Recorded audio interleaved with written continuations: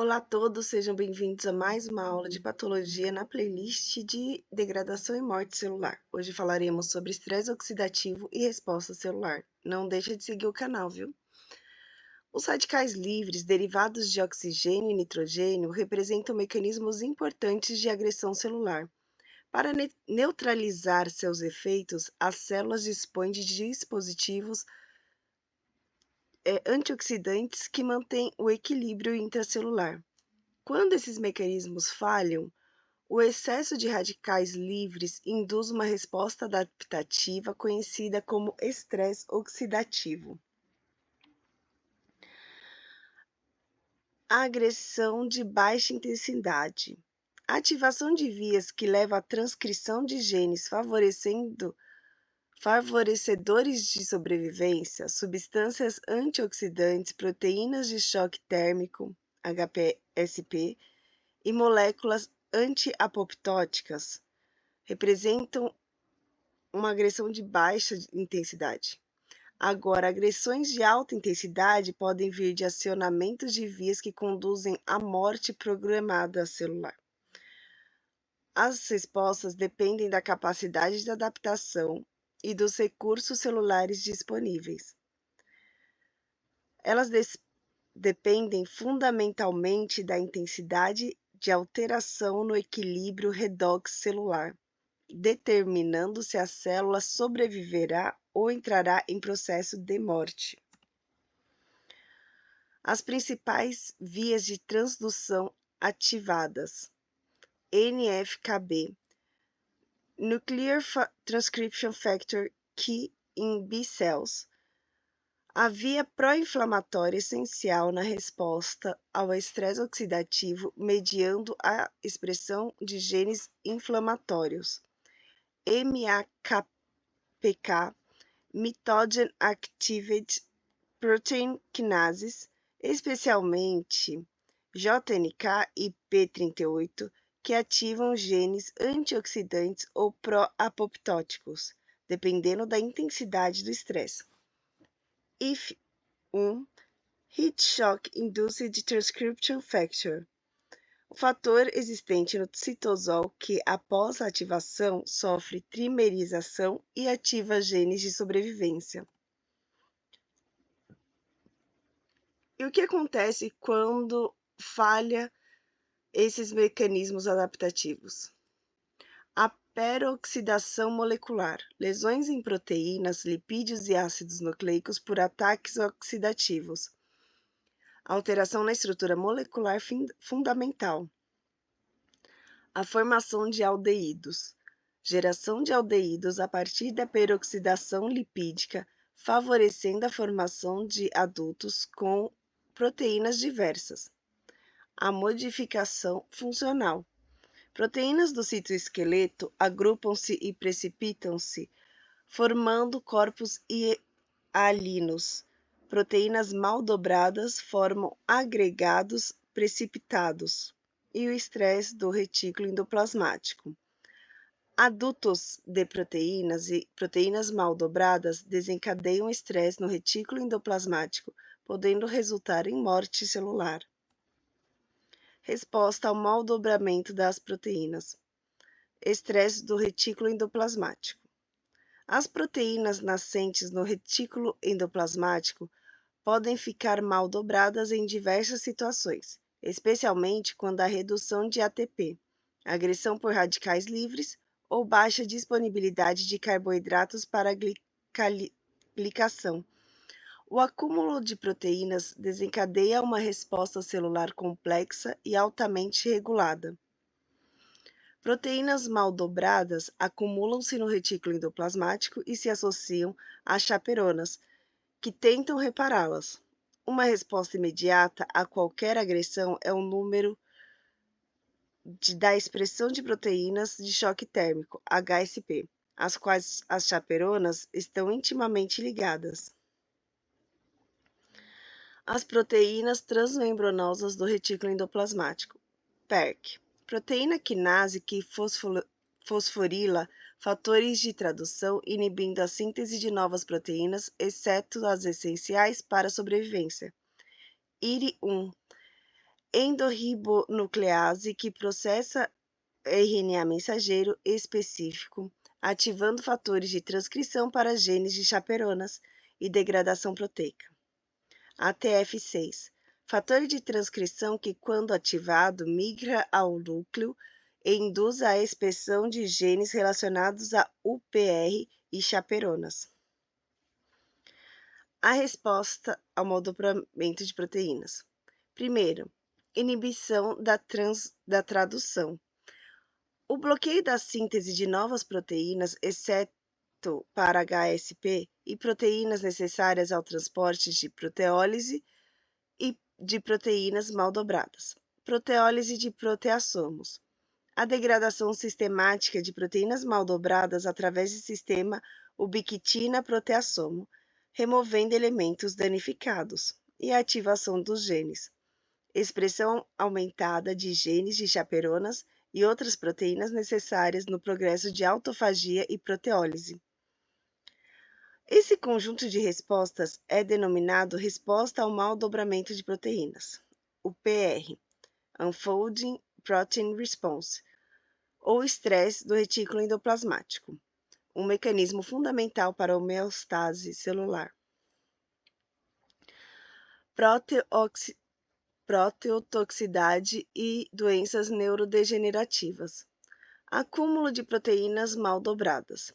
Proteínas mal dobradas que não são reparadas ou eliminadas por microautofagia ou digestão em proteassomos formam agregados, solúveis ou não, capazes de provocar a degeneração ou morte celular. Proteotoxicidade é um termo cunhado para indicar esse fenômeno destrutivo que se torna mecanismo comum na patogênese de diversas doenças degenerativas importantes. E quais são essas doenças? A doença de Alzheimer. O acúmulo do B-amiloide forma placas senis características. Agregados proteicos interferem na função neuronal e comunicação sináptica. Coreia de Huntington. Agregados de Huntingtina mutante formam inclusões intracelulares, degeneração progressiva dos núcleos base. Doença de Parkinson. Aglomerados de alfa-sinucleína associados à ubiquitina formando corpos de Lewy, degeneração de neurônios dopaminérgicos e diabetes mellito tipo 2. Acúmulo de proteínas hiperglicadas nas células pancreáticas, a disfunção progressiva da secreção de insulina. E função das proteínas de choque térmico, HSP. Dobramento de proteínas. Auxiliam no correto dobramento de proteínas nascentes e reparam proteínas parcialmente desnaturadas, mantendo a conformação funcional. Ativação de rotas de sobrevivência.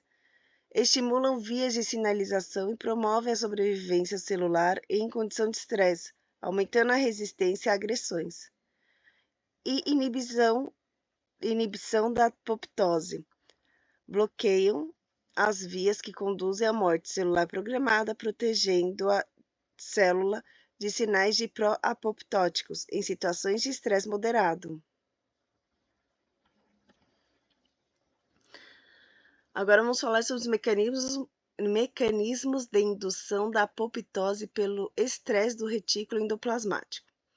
Começa pela liberação do cálcio. Aberturas de canais de cálcio no retículo endoplasmático com liberação desse íon para a matriz citoplasmática, ativação de calpaínas, que promovem a ativação de caspase 4, iniciando a cascata apoptótica. Permeabilidade mitocondrial, aumento de permeabilidade transitória nas mitocôndrias. Liberação de fatores mitocondriais desencadeadores de apoptose, incluindo citocromo C, e proteínas pró-apoptóticas. E agora chegamos na necrose por estresse intenso do retículo endoplasmático. O que é o estresse intenso? É uma agressão severa ao retículo endoplasmático com grande alteração da permeabilidade ao cálcio. O acúmulo citoplasmático e a concentração elevada de cálcio no citoplasma. Os poros mitocondriais formação massiva de poros de permeabilidade transitória, deplação de ATP, redução rápida na síntese de ATP e ativação de fosfolipases, e então a necrose, a morte celular por necrose com ruptura de membrana. Se o estresse do retículo endoplasmático é muito extenso, a célula não consegue manter a homeostase energética e entra em processo de necrose, uma forma mais agressiva de morte celular, que pode desencadear inflamação tecidual. As mitocôndrias e estresse celular. Muitas agressões, incluindo hipóxia e radicais livres, atuam diretamente sobre as mitocôndrias. Resposta a proteínas mal dobradas, hipóxia e radicais livres, causando aumento de cálcio no citosol, induzindo a formação de poros de permeabilidade transitória nas mitocôndrias. Esses poros não existem como estruturas funcionais pré-formadas na membrana mitocondrial, mas são ativados após agressões específicas. Estudos experimentais revelam que tais poros formam em pontos onde as membranas mitocondriais interna e externa se aproximam. A estrutura dos poros de permeabilidade transitória. Canais de ATP são cotransportadores de direções opostas de ADP e ATP na membrana interna. Canais pi, onde acontece a troca de H3PO4 íon, OH, na membrana interna da mitocôndria, regulando o equilíbrio ácido-base mitocondrial. GSK3-beta é a proteína associada ao lado cistossólico, impedindo a formação de poro transitório ativo. A ciclofilina D, localizada na matriz mitocondrial, ativa a formação de poro transitório. O FATP sintase, associado ao complexo, mantém a regulada e permeabilidade mitocondrial. E os canais de VDAC estão presentes na membrana mitocondrial externa e permitem a passagem de moléculas e íons. Ativação dos poros e consequências. A desestabilização do complexo molecular. Quando há sobrecarga de cálcio, e excesso de radicais livres, alteram a GSK3-beta, desativando-a, e a ciclofilina D, ativando-a, desestabilizando o complexo molecular que regula a permeabilidade mitocondrial. Entra massivamente cálcio, com grande influxo para a matriz mitocondrial. Retenção de água. Quando o cálcio entra demais, acaba retendo água e existe uma tumefação da organela, ou seja, ela incha por acúmulo osmótico. Colapso do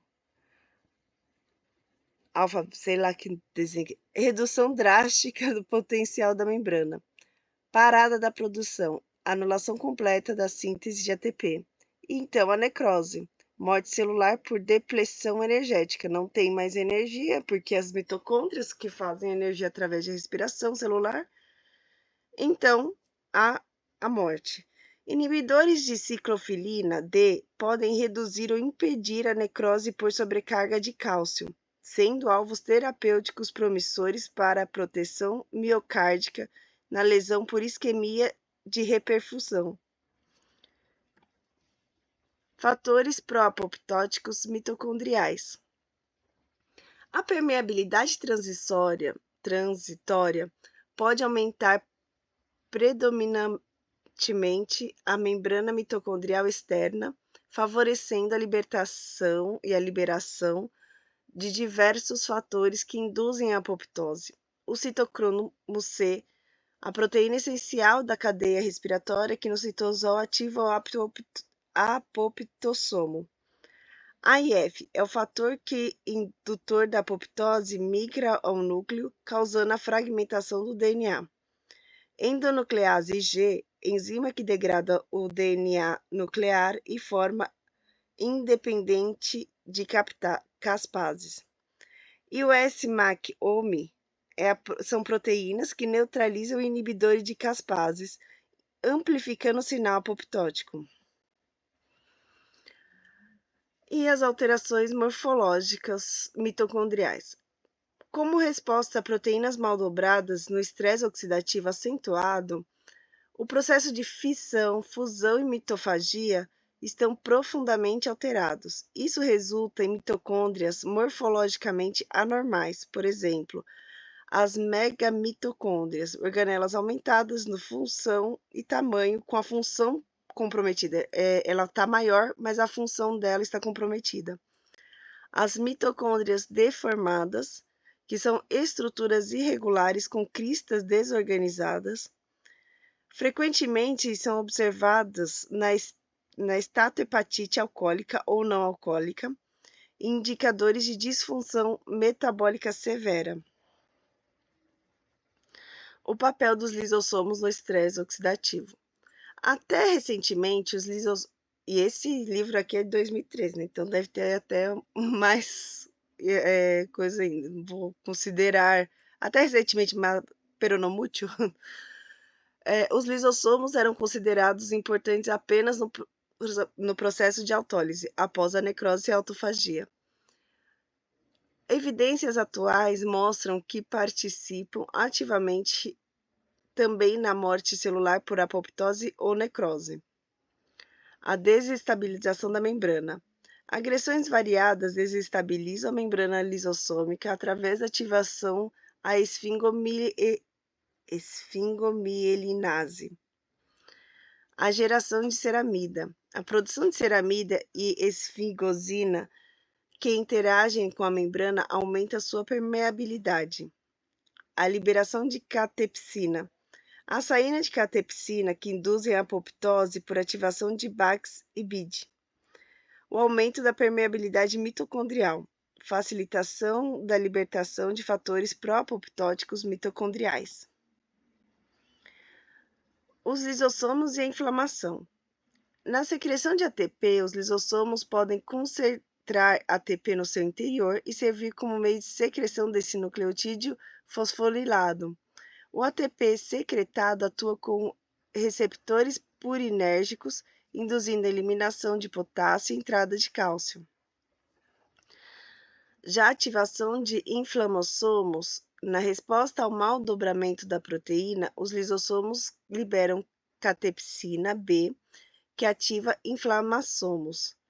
Isso resulta na libertação de interleucina 1 beta e interleucina 18, citocinas pró-inflamatórias importantes da resposta imune. A integração das respostas ao estresse celular.